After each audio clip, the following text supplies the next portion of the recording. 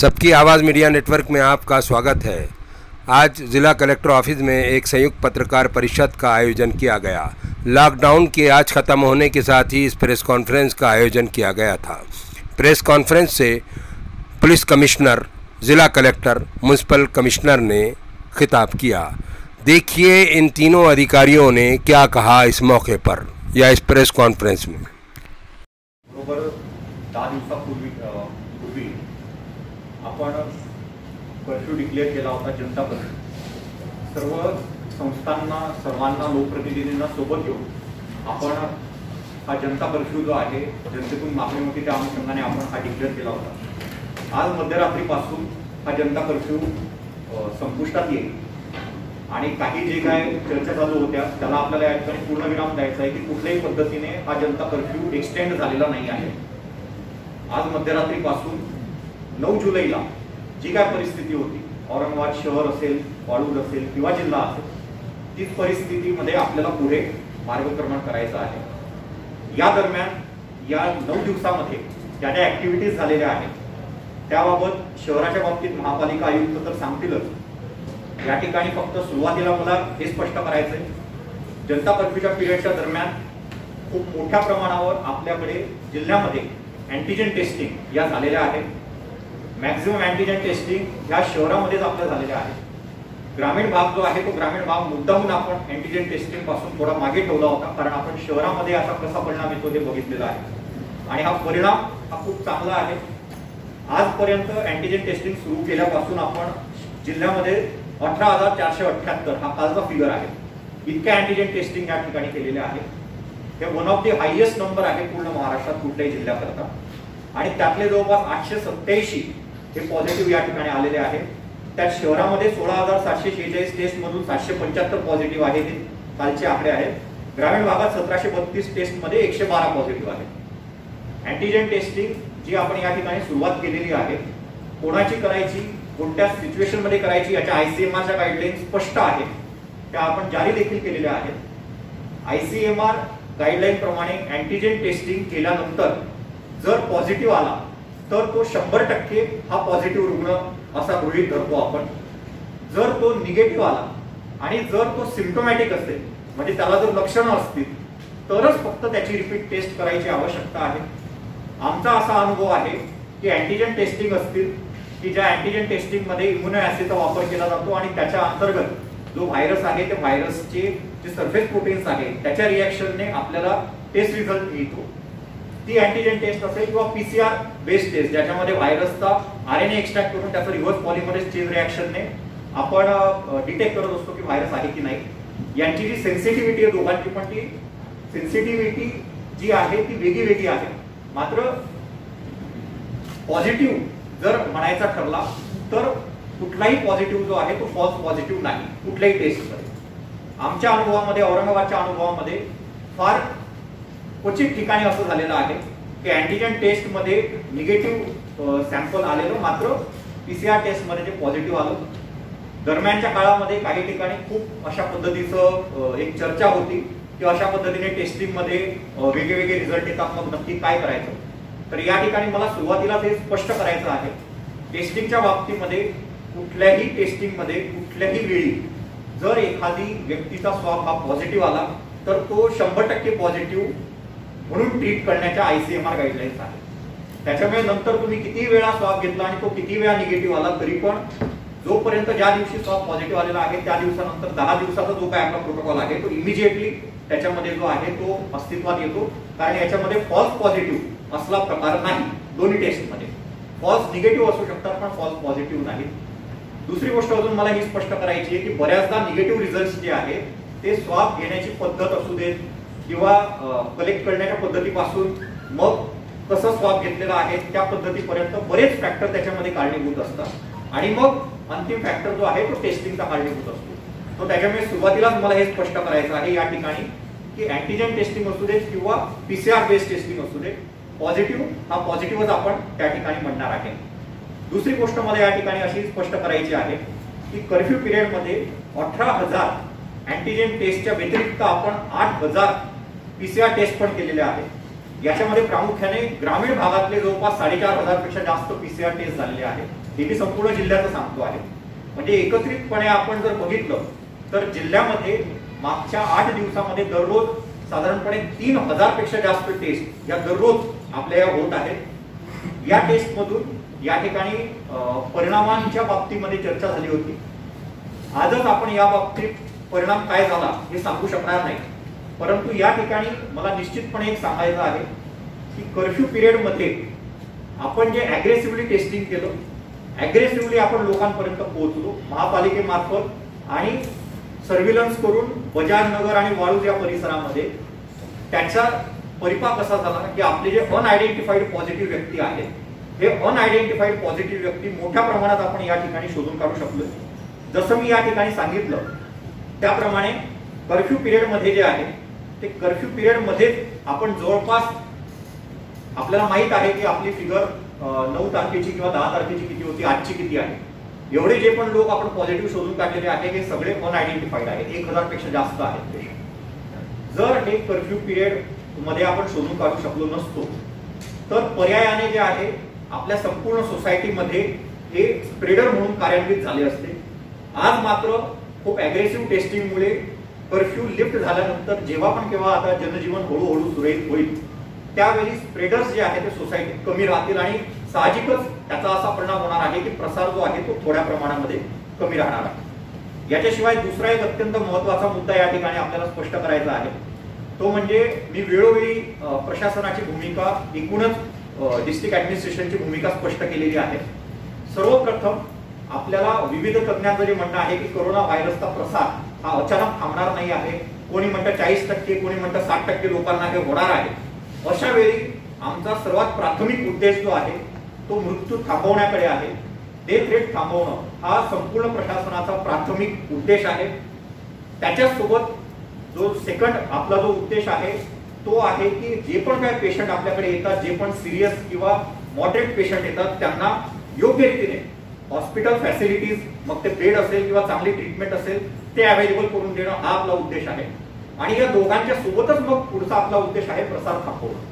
म्हणून केवळ प्रसार थांबवणं याच्याकरता प्रशासन काम करत नसून महत्वाचे जे 2 उद्देश आहेत, पेशंट मॅनेजमेंट आणि डेथ रेट थांबवणं, याच्या दृष्टीने आपण अगदी सुरुवातीपासून फोकस्ड अप्रोचने काम करतो आहे. याच्यामध्ये मला एक सांगायला या ठिकाणी म्हणायचं आहे, 10 मे रोजी ज्यावेळी आपल्याकडे कोरोनाचा प्रादुर्भाव सुरुवातीच्या टप्प्यामध्ये होता त्यावेळी आपल्या 13 डेथ होत्या 621 केसमध्ये, जो की मिनिमम या जिल्ह्याने पाहिलेला डेथ रेट हा तेव्हाचा होता 2.09%. मात्र 16 जूनला म्हणजे एक महिनाभरापूर्वी आपला डेथ रेट जो होता तो 5.61% होता आणि 165 डेथ ज्या आहेत त्या त्यावेळी आपल्या रेकॉर्ड झालेल्या होत्या आणि 5.61% गेलेला जो डेथ रेट आहे तो आज रोजी जो आहे तो आज रोजी 3.80% आपण आलेलो आहे. म्हणजे जवळपास 2% मागच्या महिनाभरामध्ये कन्सिस्टंट एफर्ट करून आपण जो आहे तो डेथ रेट एक प्रकारे कमी करू शकलेलो आहे. याला अनेक कारण आहेत. पहिली गोष्ट म्हणजे क्रिटिकल पेशंटचं चांगलं मॅनेजमेंट, जेणेकरून प्रत्यक्षातले जे मृत्यू आहेत तेच मुळात हळूहळू कमी होताना आपल्याला दिसतंय. दुसरं म्हणजे हॉस्पिटलमध्ये जे अगदी ऐन वेळी गॅस्पिंग पोझिशन मध्ये, क्रिटिकल कंडिशन मध्ये जे पेशंट पोहोचायचे ते आपण संपूर्ण वाळूज परिसरामध्ये आणि शहरामध्ये खूप इफेक्टिव्हली सर्व्हिलन्स केल्यामुळे काही प्रमाणामध्ये हे कमी झालेले आहे, जेणेकरून आज आपल्याला पेशंटला वाचवण्याची शक्यता जी आहे ती जास्त निर्माण झालेली आहे. मला हे सांगायचं आहे की आपले जे 10,000 केसेस जेव्हा औरंगाबाद जिल्ह्याच्या समोर आलेल्या आहेत, पहिल्या 5,000 केसेसमध्ये आपल्या 247 डेथ्स होत्या पहिल्या 5,000 केसेसमध्ये. मात्र नंतरच्या ज्या 5,000 केसेस आहेत त्याच्यामध्ये फक्त 140 मृत्यू हे आपण बघितले. आपला पूर्ण प्रयत्न आहे की मृत्यूच होऊ नये. मात्र हे पण जे आहे मागच्या 5,000 केसेसमध्ये फक्त 2.8% इतका डेथ रेट ठेवण्यामध्ये आपण यशस्वी झालेलो आहे. याचाच अर्थ मला एक या ठिकाणी स्पष्ट करायचं आहे, कुठेतरी प्रशासनाची भूमिका जी आहे ती कुठेतरी सक्सेसफुल होताना तेच प्रिव्हेन्शनच्या बाबतीत तरी किमान हे आपल्याला या ठिकाणी अशा पद्धतीने सांगता येईल. पुढचा जो मुद्दा आहे पर्टिक्युलरली प्रसार रोखण्याच्या दृष्टीने, आपण प्रसार रोखण्याच्या दृष्टीने जे कर्फ्यू या ठिकाणी जनतेच्या सहभागातून केला होता त्याला संपूर्ण औरंगाबादकरांनी जे उत्स्फूर्त पाठिंबा दिला आणि उत्स्फूर्त त्याच्यामध्ये सहभाग नोंदवला आणि तो सहभाग कसा नोंदवायचा होता तर घरातच थांबून तो नोंदवायचा होता. त्याच्याकरता संपूर्ण प्रशासनाच्या वतीने संपूर्ण औरंगाबादच्या जनतेचे, वाळूच्या जनतेचे मी या ठिकाणी आभार व्यक्त करतो। आणि यानंतर महापालिका आयुक्त जे आहे ते त्यांनी मागच्या 9 दिवसात काय कारवाई केलेली आहे त्याच्याबद्दल माहिती देतील। भविष्यामध्ये आपले बरेच प्रश्न आहेत ते पण आपण घेणार आहे। भविष्यामध्ये कशा पद्धतीने आपलं हे जे लॉकडाऊन आहे हे लॉकडाऊन पुढे राहील याबद्दल देखील ते या ठिकाणी आपल्याला माहिती देतील। जे लॉकडाऊन होता तो अप्रतिम राहिला। सर्वात मोठा डेटा जे आपण आपल्याला देणार आहोत, एकही 353 ची केस नाही। म्हणजे पब्लिक आणि लॉ एन्फोर्सिंग एजन्सीज मध्ये कुठेही कॉन्फ्लिक्ट न होता आणि ही अत्यंत चांगली बाब होती। रोड आणि रस्ते जनरली सामसूम होते आणि हा एक अत्यंत सक्सेसफुल लॉकडाऊन म्हणून सांगता येईल। जर रेकॉर्डसाठी इतर केसेसच्या बाबतीत जर आपण आम्हाला विचारला तर ट्रॅफिकचे जवळपास 3038 केसेस झाले आणि 13,88,000 एवढे फाईन आम्ही कलेक्ट केले। 188 IPC प्रमाणे आम्ही 242 केसेस केले। साथी रोग अधिनियम ह्याप्रमाणे 7 केसेस केले आणि आपत्ती व्यवस्थापन कायदा 2005 याप्रमाणे आपण 12 केसेस केले।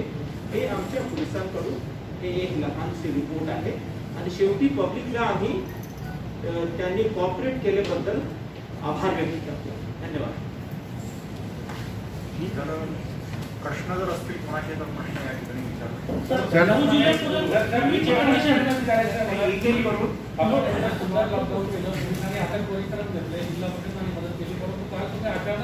व्यापाऱ्यांना टेस्टिंगचं प्रमाण सोडलं, त्याच्यामुळे पूर्णतः लॉकडाऊनचा फटका उडाला असा आरोप सुरू झालेला आहे।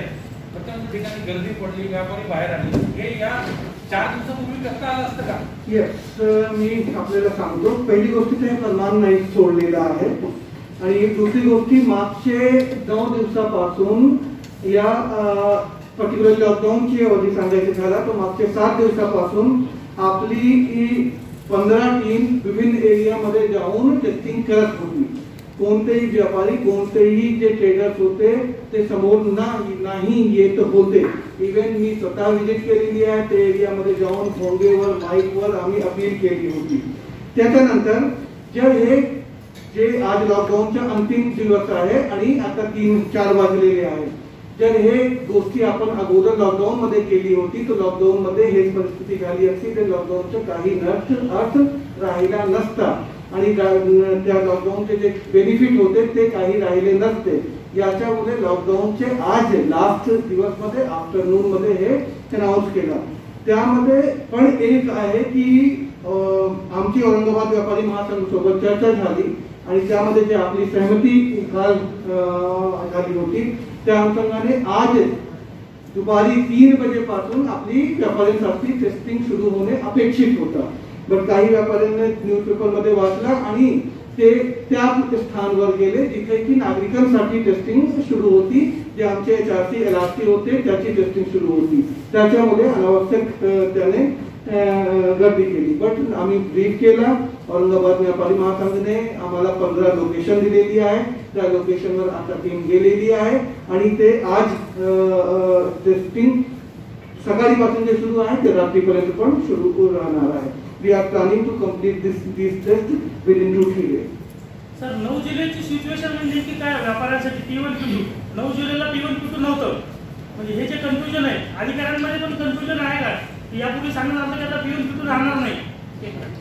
P1 P2 बद्दल आमचे दोन्ही DCP लोकल जे दुकानदार आहेत आणि पब्लिक आहेत दोघांची चर्चा करीत आहेत आणि संध्याकाळ 5 किंवा 6 वाजतापर्यंत आम्ही आमचे म्युनिसिपल कमिशनर आणि कलेक्टर साहेब यांना देखील काय फीडबॅक आहे त्याप्रमाणे आम्ही योग्य तो डिसिजन घेणार आहोत।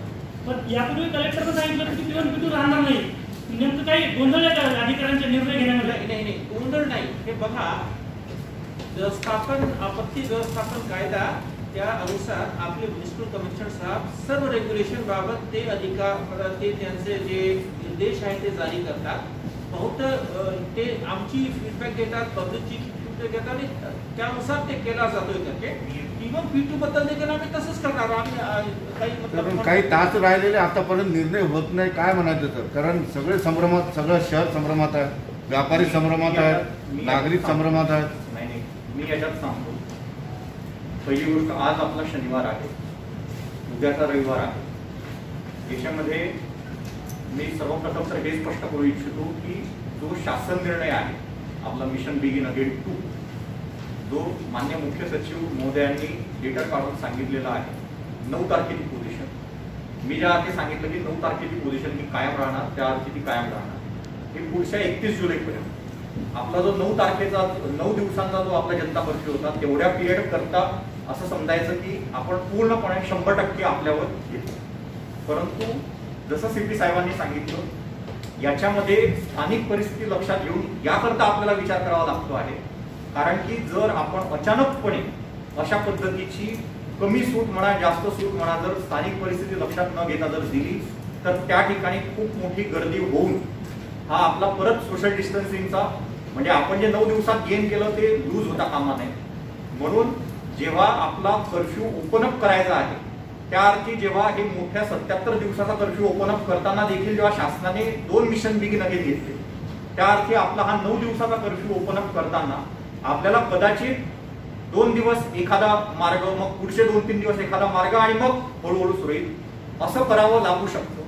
परंतु याच्याबाबतचा निश्चित जे काही इनपुट आहे हे आपण 2 किंवा 3 दिवस अगोदर ठरवू शकत नाही. कारण की जी जनभावना आहे ती आपल्याला आजच लक्षात येणार की काय आहे. म्हणून आपले जे डीसीपीज आहेत किंवा पीआयज आहेत हे लोकल प्रत्येक मार्केटमध्ये प्रत्येक व्यापारी असोसिएशनशी चर्चा करत आहेत की कशा पद्धतीने आपण ठेवावं जेणेकरून लोकांची या ठिकाणी गर्दी होणार नाही. त्याचसोबत आपल्या सर्वांच्या माध्यमातून मला हे या ठिकाणी स्पष्ट करायचं आहे की कोणीही लगेच कर्फ्यू उघडला म्हणून कर्फ्यू जरी बंद झाला असला तरी कोरोना काय बंद झालेला नाही आहे. लगेच काय आपण गर्दी करून या ठिकाणी बाहेर पडू नये. फक्त आवश्यक गोष्ट असेल अत्यावश्यक गोष्ट असेल त्याच्याकरताच आपण घराबाहेर पडावं. अजूनही 2-3 दिवस जे आहे ते आपण हे रिस्ट्रिक्शन स्वतःवरच पाळावे. ज्या अर्थी आपण 9 दिवस हे रिस्ट्रिक्शन पाळले तसे अजून 2-3 दिवस आपण स्टॅगर्ड पद्धतीने हे रिस्ट्रिक्शन जर पाळले तर मला असं वाटतं की आपण सक्सेसफुली जे ट्रान्झिशन आहे ते ट्रान्झिशन आपण त्याच्यामध्ये करू शकू. मागे आपलाच अनुभव आहे, तुम्हीच वार्तांकन केलेलं आहे की जेव्हा मागचा लॉकडाऊन ओपन अप झाला होता तेव्हा एकाच दिवशी खूप मोठ्या गर्दी हे त्या ठिकाणी झाल्या होत्या. आमचा पूर्ण प्रयत्न आहे की ते अवॉइड करावं. जर गरज पडली तर तशा पद्धतीने आज रात्री तशा पद्धतीने निर्णय घेऊन प्रसंगी काही मार्केट बंद देखील आम्ही उद्याच्या दिवशी करायला सांगू. म्हणजे